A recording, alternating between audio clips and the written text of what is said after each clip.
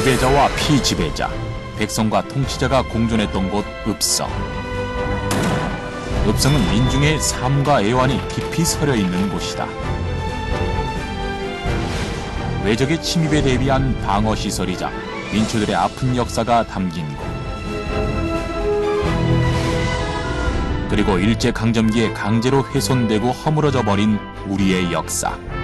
이제 사라진 읍성이 부활하기 시작했다. 과거와 현재가 만나는 곳. 성돌 하나하나가 역사의 조각이 되어 그동안 잊혀졌던 역사를 바로 세운다.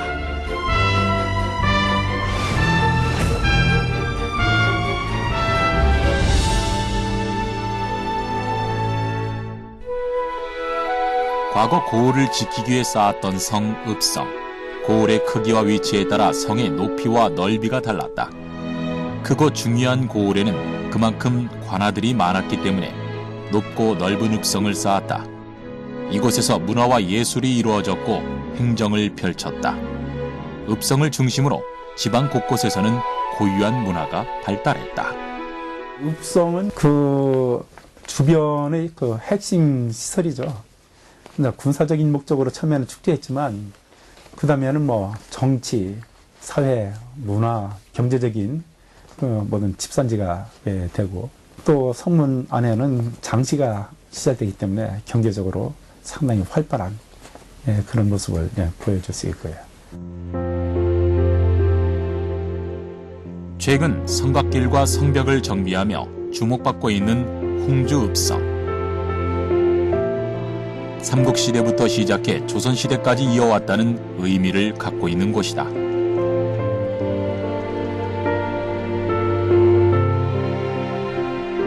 삼국시대나 고려시대에는 흙으로 쌓은 토성이었는데 조선시대로 이어지면서 석성으로 개축되었다.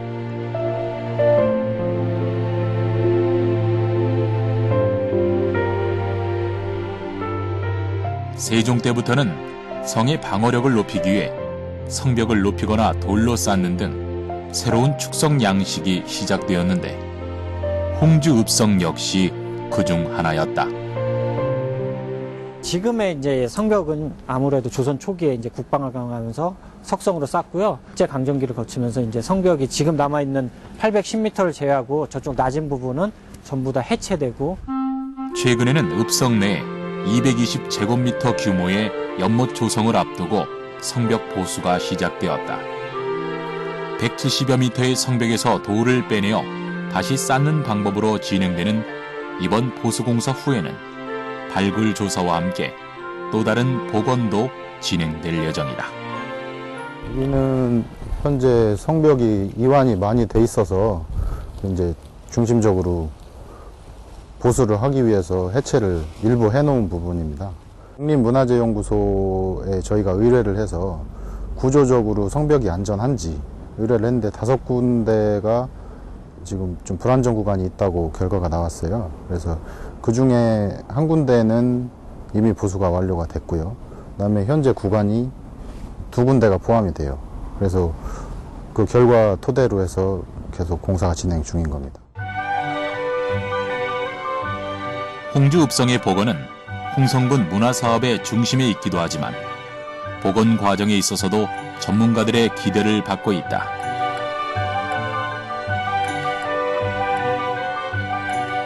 돌로 쌓은 성곽은 총 1.7km에 이르는데 지금은 810m밖에 남지 않았다.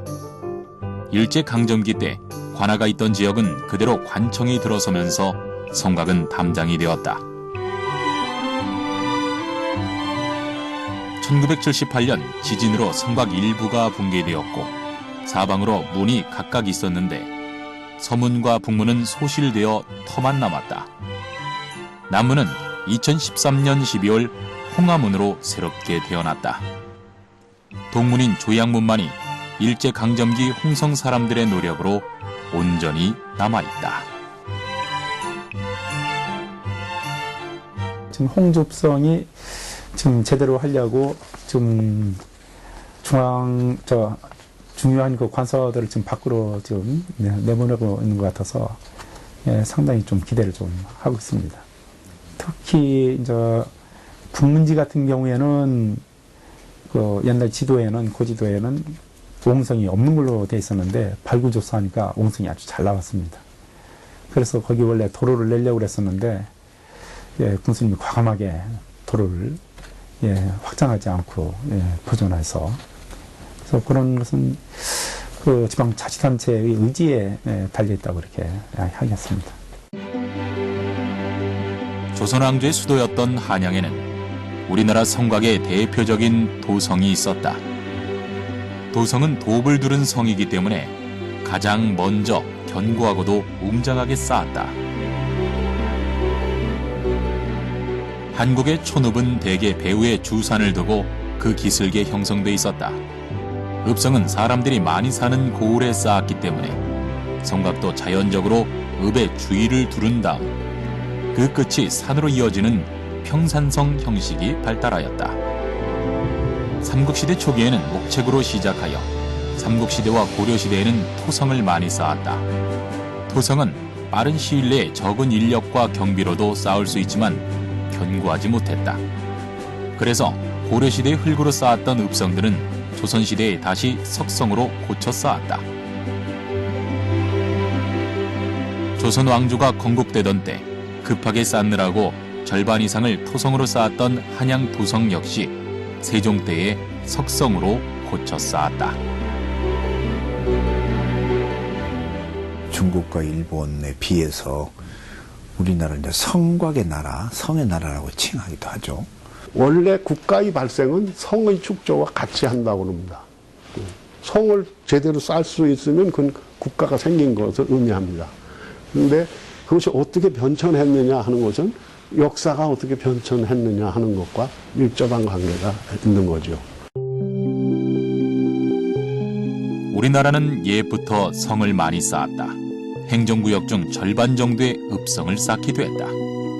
이렇게 많았던 읍성들이 일제강점기 때 대부분 철거됐다. 읍성을 없애는 것은 곧 통치의 거점을 없애는 것이었다. 때문에 일본은 1910년 강제 합병을 하면서 성벽처리위원회를 조직하고 계획적으로 읍성을 철거했다.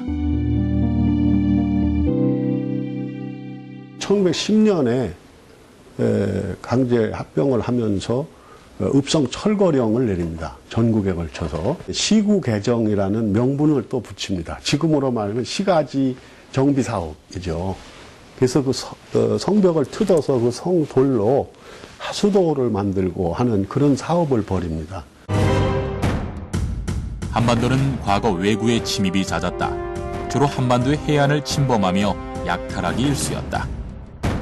그래서 해안 지방에 출몰하는 왜구를 막기 위해 쌓은 읍성도 있었다.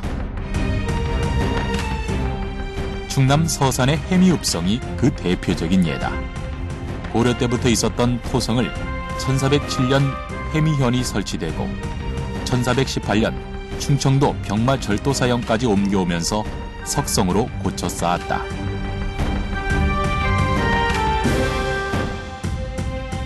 원래 충청도에는 공주와 덕산 두 곳에 병영이 있었는데 바닷가를 지키기 위해 덕산의 병영을 가까운 해미로 옮겨왔다. 조선 성종 때에 이르러 전국의 주요 읍성은 해안가를 따라 세워지게 되었다. 왜구가 쳐들어올 때 첫 번째 오는 도시부터 먼저 쌓게 했습니다.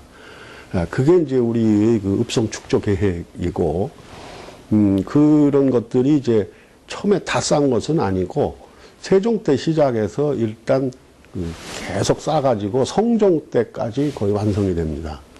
그게 1차인데, 처음에는 그 해안가에서 시작해서 내륙 지역은 중요 도시만 쌓습니다. 고려 말부터 왜구가 자주 쳐들어오자 조선 초기 세종은 1418년 왜구의 근거지인 대마도를 정벌하도록 했다. 더 이상 왜구를 보내지 않겠다는 약속을 받긴 했지만 그들의 복수를 염려하여 읍성을 강화하기 시작했다. 이때 읍성 공사를 감독한 사람이 최윤덕이었다. 야인과 외노가 모두 보복할 마음을 품고 있으니 각도 각처에 성을 쌓아야 할 것입니다. 바닷가 구년마다 성이 우뚝 서 있습니다. 보복할 마음이 있더라도 어찌하겠습니까? 최은덕은 10여 년 동안 전국을 다니며 읍성 쌓을 곳을 정하고 공사를 감독했다. 충청도, 경상도, 전라도의 바닷가에 많이 쌓았는데 충청도는 경상도에 이어 두 번째로 외구의 출몰이 잦았던 지역이었다.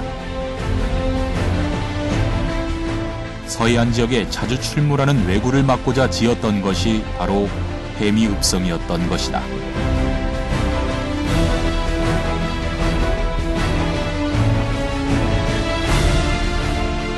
(1416년) 태종은 당시 왕자였던 충녕대군과 함께 해미 지역을 방문했다. 8일 동안 태안 해미연을 돌아본 뒤 해미읍성을 쌓기로 결정했다.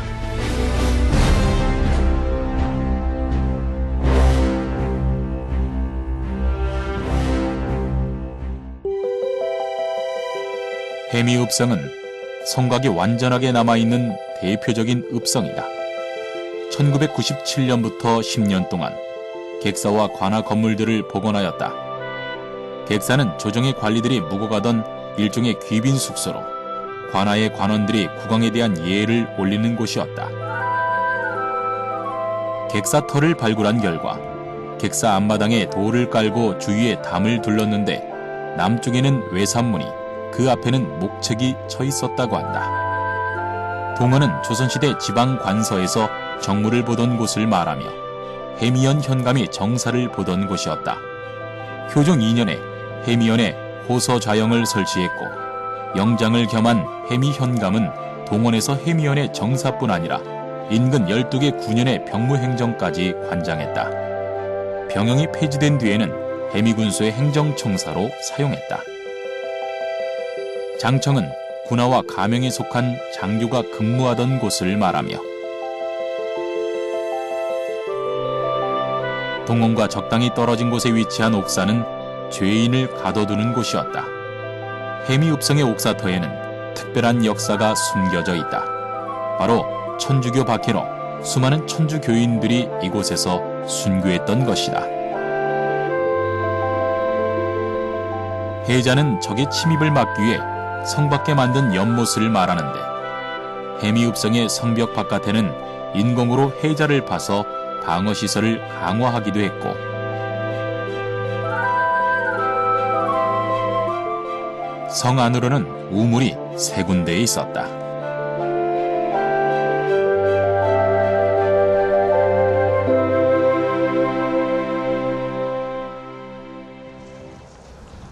우물은 이 성내에서는 상당히 중요한 그런 시설이죠. 해미의 지형상으로 보면 바다와 가깝고 이게 바닷물이 들어왔기 때문에 곳곳에 그 바닷물이 섞여 나오는 우물들이 많이 있었습니다. 그런데 여기 해미읍성에 있는 그 3곳의 우물은 바닷물이 들어오지 않은 아주 좋은 물이었다 그래요.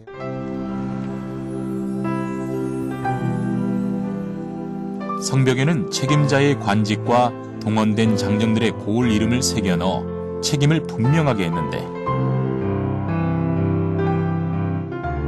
공사 구간을 나누어 공사가 시작되는 부분에는 어느 고을의 인부들이 공사했는지를 적어두었다.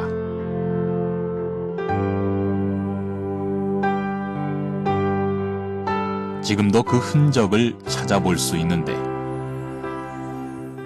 16대에서부터 60세까지 그 양민들이 다 동원이 됐는데 이 성을 쌓을 때 그 효과적으로 쌓기 위해서 일정한 그 구역을 나누어서 분담을 시켜서 성을 쌓도록 했습니다. 그래서 여기 보면은 공주라고 이렇게 각석이 있는데 이 각석을 보면 공주분들이 여기서부터 이렇게 성을 쌓아 들어갔다. 그리고 저 뒤에 가면 또 충주라고 나와 있습니다. 그래서 거기서부터는 또 충주분들이 이렇게 성을 쌓아가서 절 이렇게 둘레를 돌아보면은 거기에 있는 그 고을들의 이름을 보면은 다 그 충청도 고을의 이름이 적혀 있습니다. 그걸로 봤을 때 해미읍성은 충청도 장정들이 모두 동원돼 가지고 이 성을 쌓았다 그렇게 볼 수가 있습니다.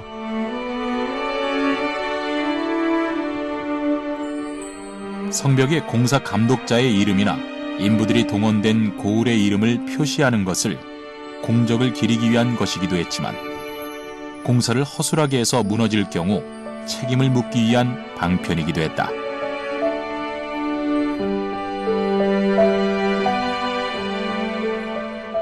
토성은 물론이고 석성도 세월이 오래 지나면서 무너지기 시작했는데 부실하게 공사하는 경우에는 쌓자마자 무너지기도 했다. 세종 때 여러 곳에 읍성을 쌓으면서 이런 일이 자주 일어나자 축성 결과에 따른 상벌을 제도화시켰다. 책임을 지우기 위해서 어디서 누가 와서 쌓다 하는 기록을 남긴 거죠. 조선 후기에 보면 그렇게 5년마다 이렇게 수리를 할 때 잘 쌓다 해가지고 그 표창을 받으려고 우리 고을에 어디가 무너졌는데 쌓겠습니다. 이렇게 왕의 허가가 꼭 있어야 인력 동원이 되거든요. 그러니까 그렇게 해서 좀 자꾸만 보완을 많이 한 그런 사례들이 많이 있습니다.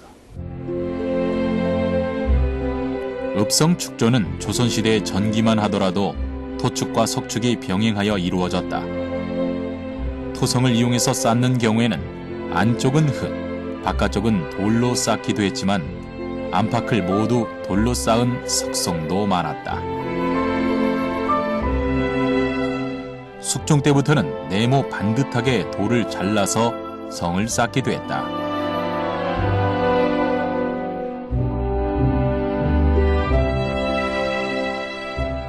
돌로 성을 쌓을 때에는 조금씩 뒤로 물러가며 쌓아 올렸는데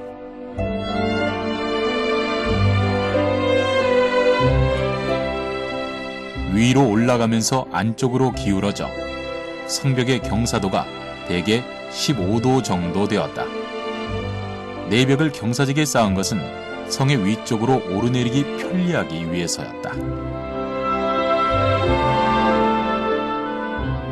특히 세종 20년에 축성에 대한 새로운 도번, 축성신도를 반포하여 성곽을 모두 석재로 쌓도록 했다.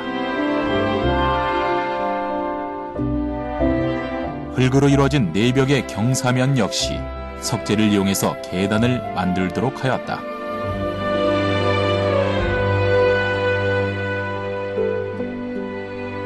또 세종은 방어력을 높이기 위해 성벽을 높이면서 옹성이나 치성, 해자 등의 중요 방어 시설을 설치하도록 했다.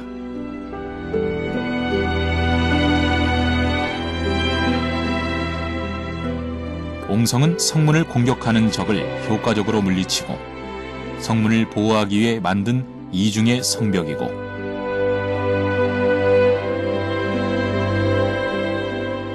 치성은 전방과 좌우 방향에서 접근하는 적과 성벽에 붙은 적을 방어하기 위한 요새를 말한다.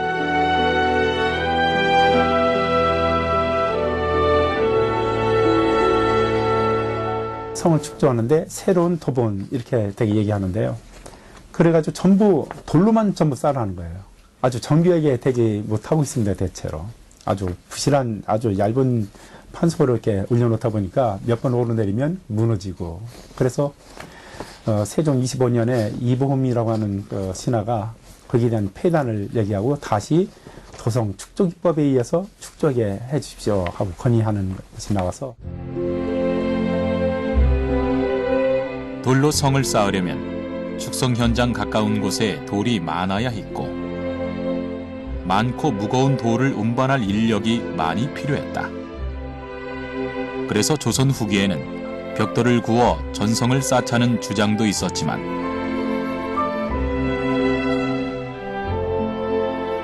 적의 공격을 가장 견고하게 지켜낼 수 있었던 석성이 그 뒤에도 주류를 이루었다. 조선시대에는 중앙의 관직인 경직과 지방의 관직인 외직이 있었다. 지방은 또다시 부, 목, 군, 현으로 나뉘어 수령이 파견되었다. 조선은 함경도, 평안도, 황해도, 강원도, 경기도, 충청도, 전라도, 경상도의 8도로 나뉘었는데 각 도마다 부, 목, 군, 현이 나뉘었고 그중 도를 대표하는 지역의 이름 앞글자를 따서 도의 명칭을 붙였다. 그중 전라남도의 나주시와 나주군 일부를 포함했던 옛 행정구역이 나주목이었는데 983년 이후 1895년까지 전남의 행정, 군사, 경제, 문화의 중심지였던 곳이 바로 나주목이었다. 전주와 나주가 중심 도시였기 때문에 전라도라는 도의 명칭이 붙었을 만큼 나주는 면적이나 인구로 봤을 때 중요한 위치였음에 틀림없다. 되게 목사 이상은 당상관이다. 정산품 당상관 이상이고 굉장히 고급 공무원이 하는 거죠. 그러면서 그 읍성이 적어도 목 단위는 거의 다 있었다고 봐야 됩니다. 나주목, 뭐 이런 전주 목사 뭐 하는 이런 목은 그 지역의 중심 도시입니다.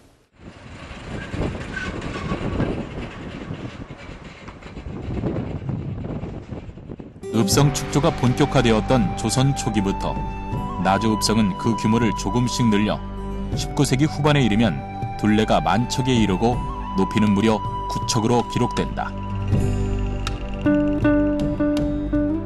이것은 현재 유구를 통해 추정하는 나주 읍성의 규모와 유사하다. 규모뿐 아니라 읍성 내부의 건물에서도 나주의 권위를 볼 수 있었는데 읍성 내 최고 지배자를 상징하는 건물은 동원과 객사로 나주 읍성의 중심에 위치한다.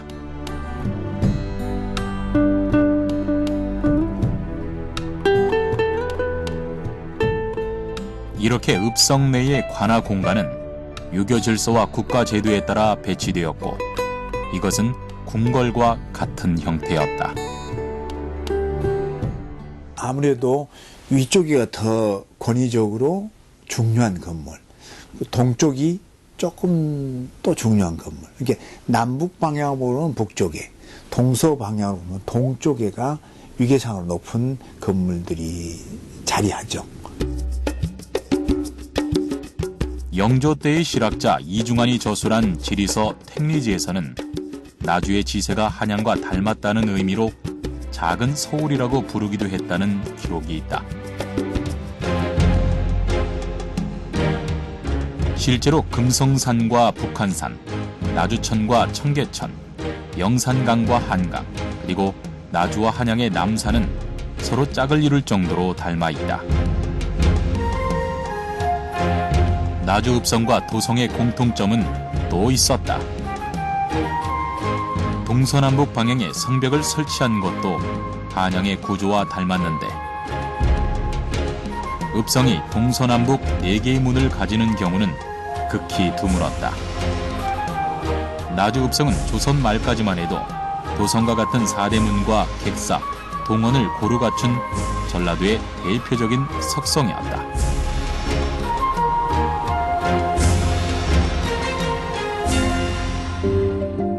그러나 일제강점기에 무참히 허물어버렸고 지금은 4대문 중에서 동전문, 서성문, 남고문이 복원돼 있다.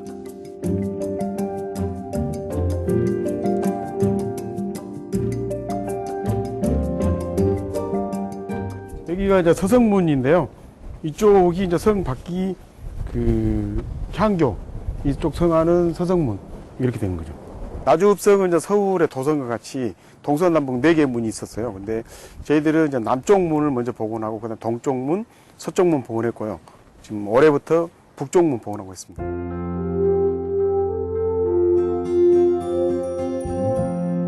고을의 필수적인 건물 중 하나가 바로 향교인데 조선시대의 지방교육기관이었다. 향교는 읍성 안에 있는 경우도 있지만 밖에 있는 경우도 많았다. 처음에는 읍성 안에 지었다가 학문학에 알맞은 곳을 찾아서 밖으로 옮겨지기도 했다.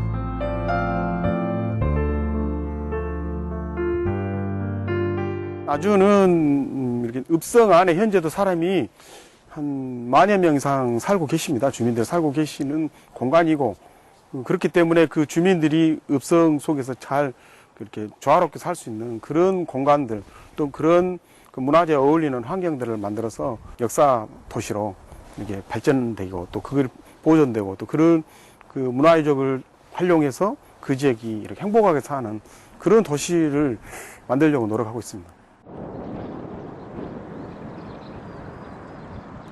나주읍성을 비롯해서 4개의 문을 갖고 있었던 읍성은 모두 4곳이 있었다.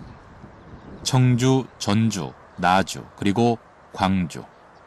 광주읍성에는 동쪽 서원문, 서쪽 광리문, 남쪽 진남문, 북쪽 공북문이 있었다. 지금은 광역시인 광주지만 과거 광주읍성은 나주의 3분의 1에 불과했다. 게다가 광주읍성은 석성으로 축조되었지만 읍성의 성벽이었을 돌들과 흙으로 된 뚝이 남아있을 뿐이다. 지금 현재 성문에 대한 본격적인 조사 발굴은 이루어지지 않았습니다. 그간에 광주가 굉장히 빠른 속도로 도시화되면서 과거의 성문, 터라든가 이런 것이 많이 훼손됐을 것으로 추정하고 있습니다. 전라도에는 조선시대에 57개의 고을이 있었다. 그 중에서 읍성을 갖고 있는 곳은 광주와 전라남도 지역만 15군데였다. 그리고 그 중에서도 가장 큰 읍성을 가진 곳은 바로 나주였다. 나주는 성 안의 면적만 30만 평이었다.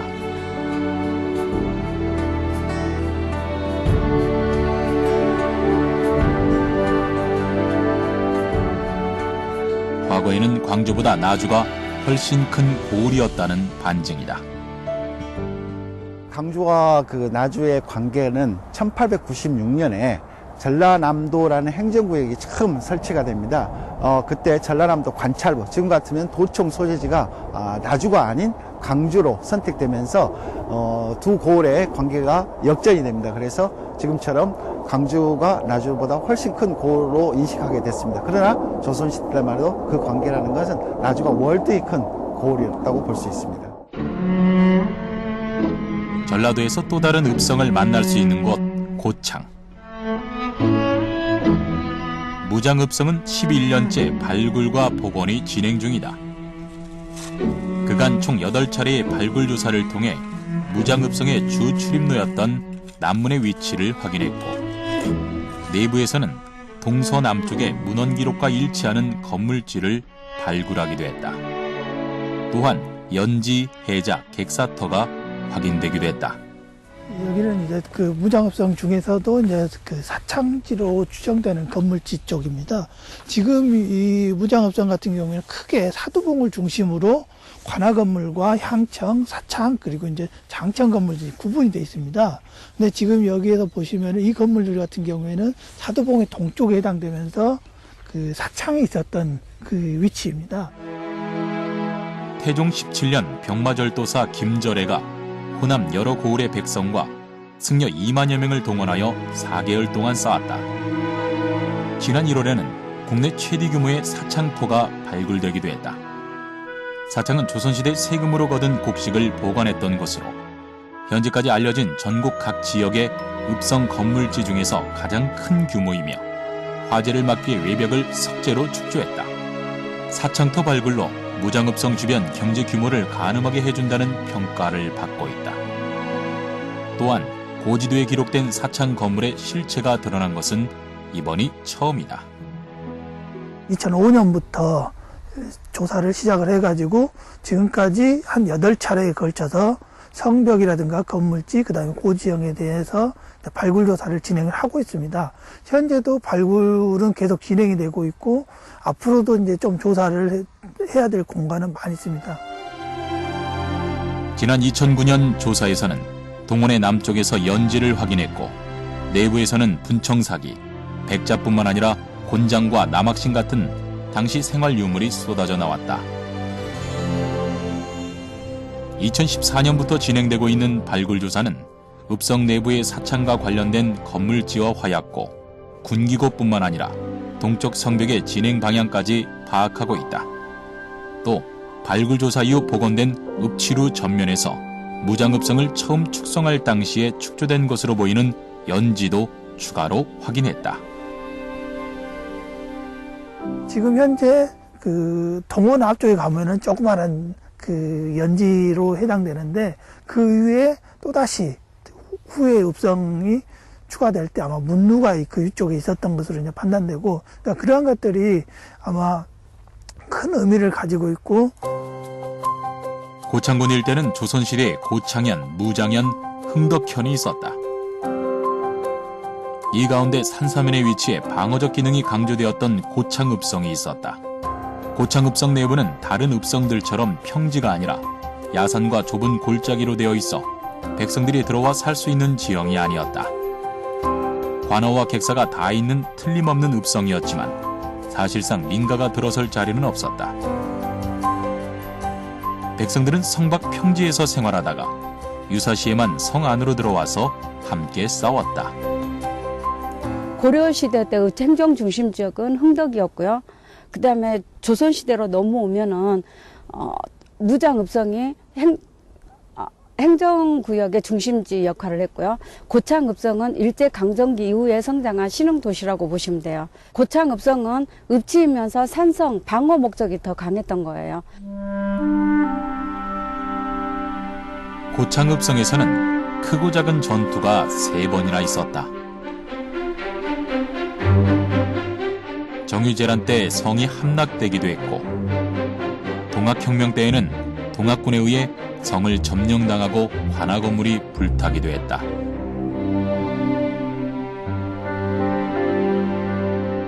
한국 전쟁 때에도 고창읍성에서 전투가 있었다.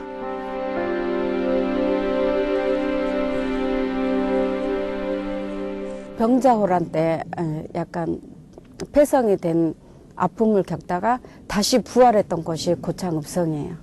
그래서 여기는 불사신이 사는 불멸의 성곽이라 하면 돼요.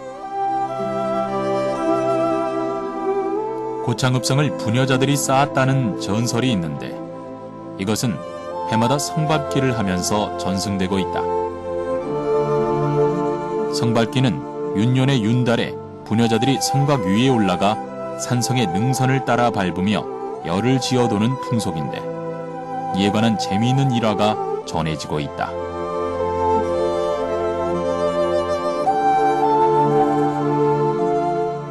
우리나라가 병난을 겪기 전에는 양반들의 말이라면 무조건 들었던 일반 백성들이 17세기 고 병난을 거치고 난 뒤로는 의식의 변화가 와요. 그래서 양반들이 이거 해 그러면은 반발심이 있었던 것 같아요. 그래서 그때 당시에 밀란이 일어날 것을 두려워했던 현감이 루머를 퍼뜨렸던 것 같아요. 성을 한 바퀴 돌면 다리가 났고 2바퀴 돌면 무병장수하고 3바퀴 돌면 극락승천한다는 그런 루머를 퍼뜨려서 성을 밟게 하게, 자발적으로 성을 밟게 하는데요. 고창읍성에서는 성을 3바퀴까지 도는 성밟기가 전승되고 있다.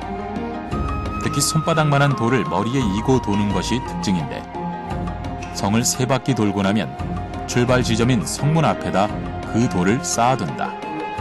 머리에 돌을 이고 도는 수많은 여인들의 체중에 의해 성이 더 단단해졌을 거라는 해석도 있고 성문 앞에 쌓아둔 돌이 유사시 석전에 대비하기 위한 것이었다는 해석도 있다.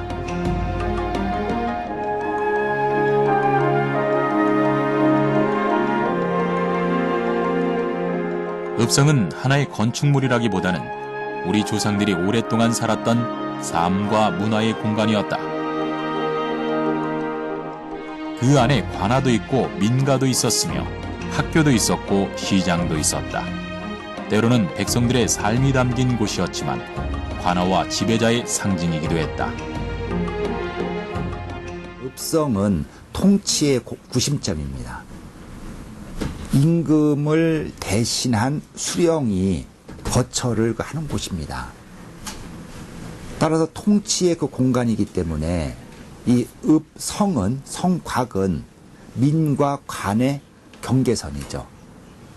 근데 민과 관이 조화롭고 평화롭고 서로 상보적이라면은 이 읍성은 의미 있고 가치 있고 그런 존재로서 백성들의 그 시선에 보이겠지만은 근데 실제 역사에 있어서 관은 민을 수탈한 역사가 훨씬 지배적이었습니다.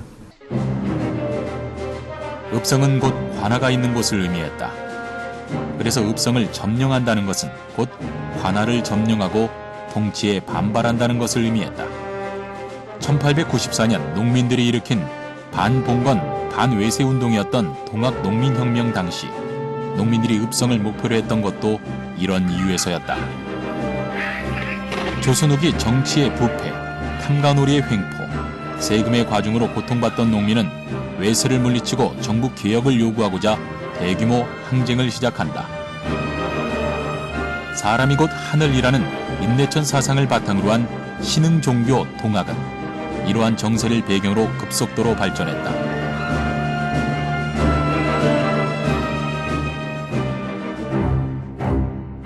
동학은 단순히 종교적 신앙의 영역을 넘어 농민들의 사상을 뒷받침하고 사회개혁과 왜곡 세력의 배척을 포함하는 정치적인 세력으로 성장한다. 동학농민혁명의 시발점이 된 농민봉기는 바로 고부밀란이었다. 당시 고부군수였던 조병갑에게 항의하고자 시작된 농민봉기로 수탈을 일삼던 군수를 내쫓고 억울하게 옥살이하던 사람들을 풀어주었으며 부당하게 빼앗긴 물건을 되찾았다. 그리고 고부 농민은 물론 전라도 각지에서 농민들이 일어나 전봉준과 손아중, 김계남 등의 지휘 아래 대규모 농민군으로 조직되었다. 무장에서 무장 포고문이라는 것을 만들어서 이제 그 본격적으로 농민혁명을 시작한다라고 대회에 알리고 이제 그렇게 되기 때문에 우리가 동학농민혁명의 어떤 출발점을 이 1894년 3월 무장에서 시작했다 이렇게 얘기를 하고 있어서 이제 그런 의미에서 무장 기포지가 중요한 의미를 갖고 있다 이렇게 말할 수 있습니다. 농민군은 부패한 지방관을 몰아내자던 밀란 차원을 뛰어넘어 외세를 몰아내고 잘못된 정치를 바로잡기 위해 중앙정부와 맞서 싸우겠다고 선언했다. 고부 농민 봉기로 뜻을 이루지 못한 전봉준은 무장지역의 손아중과 손을 잡고 다시 수천 명의 농민들을 모아 고부 백산에서 골기하였다. 정부는 급히 군대를 파견하였으나 농민군은 황토현 승리 이후 승승장구하게 된다. 농민군들이 1894년 4월 7일 날 황토현에서 승리를 한 뒤에 이제 남하를 하게 되는데 남하하는 과정에서 곧 무장읍성을 점령을 하게 됩니다. 그래서 점령한 뒤에 이제 옥에 갇혀 있는 농학 교도들도 풀어주고 이런 어떤 활동을 하고 더 나아가서는 거기에서 이제 그 군사훈련도 하게 되고 그렇게 되는데 관아나 읍성을 농민이 점령하면 불태우기 마련이었다. 그러나 무장의 경우 관아 아전의 상당수가 동학에 참여했기 때문에 굳이 읍성을 불태우지 않았다. 때문에 지금까지도 무장읍성은 보존 상태가 양호하다는 평가를 받는다. 고부를 점령한 뒤 백산으로 본진을 옮기는 전봉준. 이때 집결된 농민의 수는 8천여 명에 이른다. 황토현에서 승리를 거둔 농민군은 정읍을 들이치고 흥덕과 고창을 휩쓸었다. 무장을 출발하여 영광, 거침없이 성문을 열고 한평으로 출발하여 한평 관문도 부숴버린다. 이후 농민은 전주성에 입성하는데 전주성을 동학농민군이 장악하고 오히려 관군이 전주성 밖에서 전주성을 공격하는 상황이 벌어진다. 정부는 농민의 요구를 수용하면서 한편으로는 청에게 원군을 요청한다.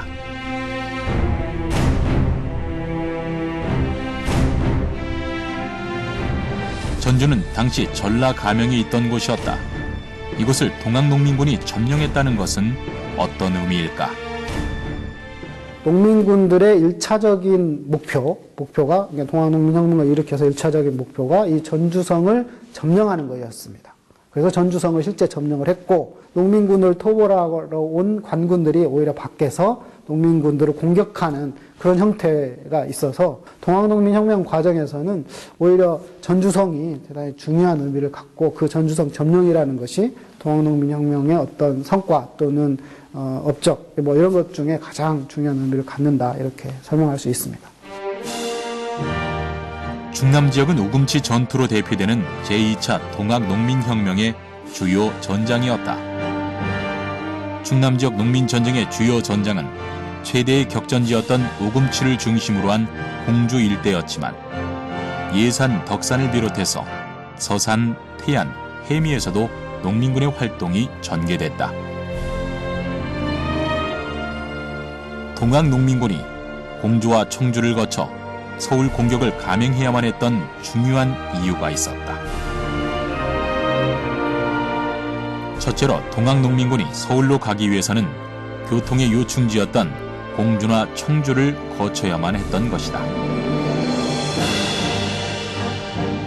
그리고 공주에는 충청도 관찰사가 진무를 보던 충청가명이 있었고, 청주에는 충청도 군사령부라고 할 수 있는 충청병영이 있었다.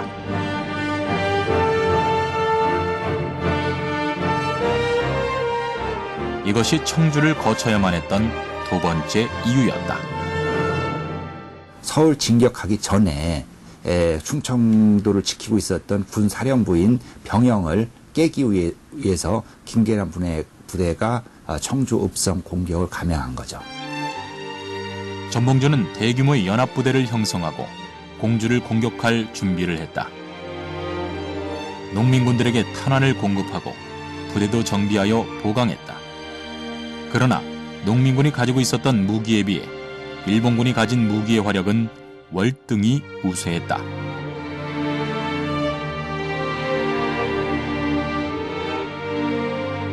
게다가 손아중, 김계남 등의 농민군 정예 부대들은 공주 전투에 함께하지 못했다. 일본군이나 관군보다 훈련도 돼 있지 않고 무기도 보잘것없었던 농민군은 청주 읍성의 벽을 넘지 못했다. 물론 수적으로는 많지만은 화력에 밀린 동학농민군이 청주 읍성 앞에 있는 무신천에서 무참하게 패배를 합니다. 그래서 11월 14일 날 생존한 동학농민군이 전라도 쪽으로 후퇴를 하게 되죠.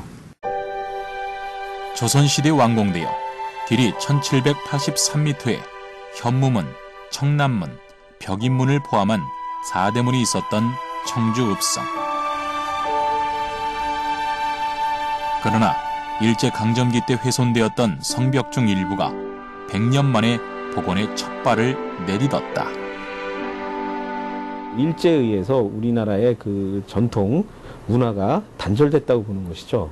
그래서 이제 청주시에서는 이 단절된 청주 역사를 다시 회복하는 운동 차원에서 청주 읍성자리를 다시 발굴해서 원자리를 찾았고, 복원 구간은 중앙공원 서측 출입구부터 35m로 2011년 발굴 조사를 통해 성벽 위치와 폭이 확인된 곳이다. 성벽 높이는 지상 3.6m, 총 4.8m 높이로 재현됐다. 성벽을 쌓은 돌 가운데 650개는 시민들이 성돌 찾기 운동을 벌여 직접 찾아낸 당시 성돌을 그대로 사용했고, 성로는 진흙 강회의 다짐을, 바깥쪽은 흙다짐으로 해서 조선시대 청주 읍성 모습을 그대로 복원했다.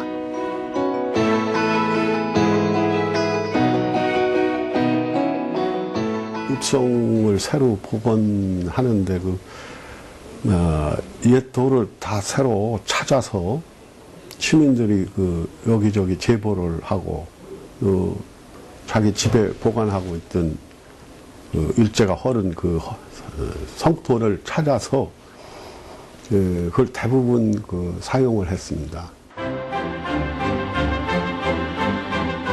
청주 읍성의 복원은 단순히 일제강점기에 훼손된 읍성의 성벽을 복원하는 것에만 있지 않다.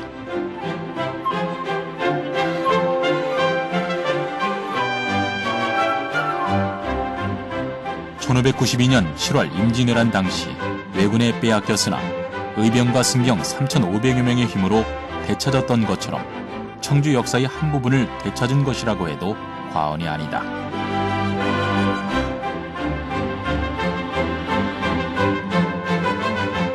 옛 성벽을 모아가지고 다시 그 100년 만에 청주읍성을 쌓은 것입니다. 그래서 이 청주읍성 복원은 일제 강점기 때 청주 역사가 그 단절된 것을 다시 그 회복해서 잇는다는 그런 중요한 의미가 있습니다.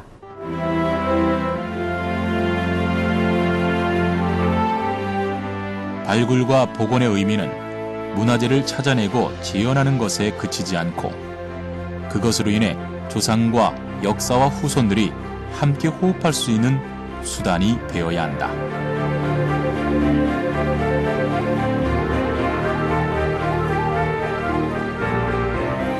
때문에 읍성은 관광지로서의 수단보다는 역사의 한 부분으로서의 가치가 우선돼야 할 것이다.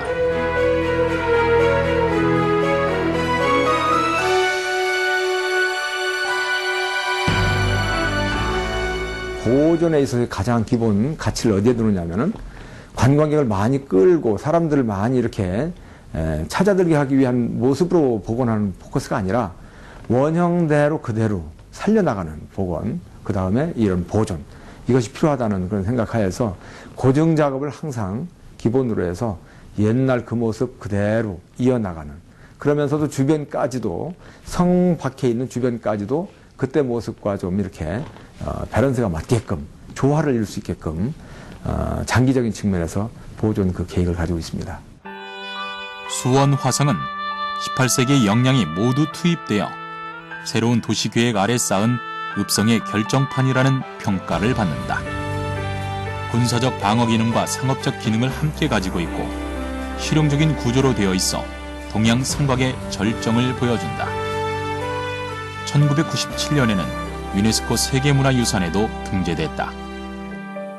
우리나라 성 중에 성이라고 하면 당연히 수원 화성을 가장 잘 축조되어 있고 이런 걸 의기로 이제 만들죠. 되게 뭐 의식을 행하는 행사 때만 한 것이 아니라 공사를 시작부터 끝까지 잘 정리해 놓은 것이 성역 의궤죠. 이런 걸 보면은 뭐 우리나라의 성의 백미는 결국 수원 화성인 것이죠.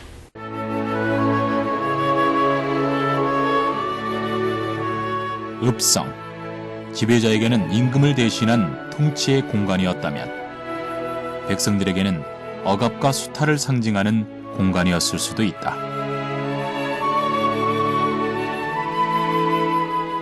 역사는 단면으로만 평가되지 않는다. 다각적으로 바라보고 비판하는 시각이야말로 우리에게 필요한 것일 수 있다. 읍성은 국민이 평안했을 때는 자기들을 지켜주고 보호해주는 어떤 수령이 머무는 어떤 권위의 상징이었겠죠. 그러나 이제 가렴주고가 심했을 때 수령의 어떤 폭정이 이어졌을 때는 그 공간은 원망의 대상이 되지 않았을까요? 조선시대의 그 문화유산이기 때문에 읍성을 보존한다는 그런 어떤 그 단순 그 차원에서 그 민과 그 관이 하나가 되고 지배자와 피지배자가 하나가 돼 나가는 그런 어떤 상징 공간으로서의 그 읍성을 새롭게 주목할 필요성이 있을 겁니다. 옛 모습 그대로를 간직하고 있는 유적지에서 우리는 멈춰 있는 것이 아닌 끝없이 흐르고 있는 역사를 만난다.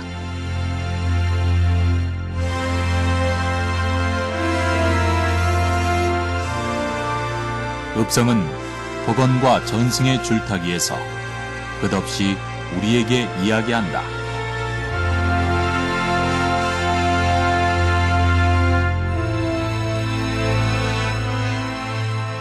잘 복원된 읍성 뒤에 숨겨진 농민의 아픈 역사를 되돌아볼 때다.